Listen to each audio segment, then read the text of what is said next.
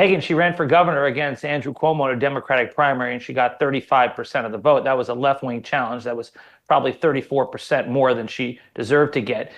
She's spoken out against Israel and seems to care more about Hamas than the dead Israeli children that are the victims of terrorism. But as far as on this issue, look, I'm glad that Mike said what he said too, because gender dysphoria is a real thing, and I think that it's important to treat these children with compassion.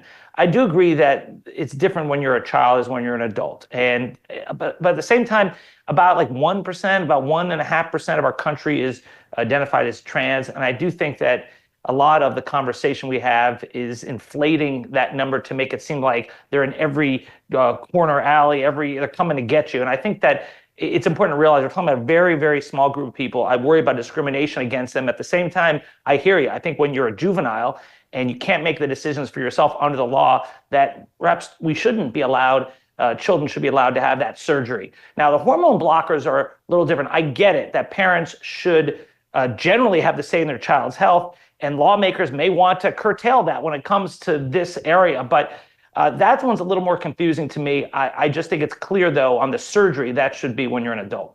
And just FYI, because a lot of people don't know this, but if your child goes from puberty blockers right into cross-sex hormones, he's sterilized or she is sterilized, and absolutely no hope of sexual function. So you have basically chemically castrated your child, and they will never achieve sexual pleasure, ever. I mean, how can you argue that an 11-year-old could ever consent to that? They have no idea what that means, what that portends for their life. And they'll, it's like people sue over this, the lack of consortium from a spouse because they're no longer able to perform because they got so depressed after the car accident. You're guaranteeing lack of consortium for your child for the rest of his or her life just by the hormones. Forget the surgeries.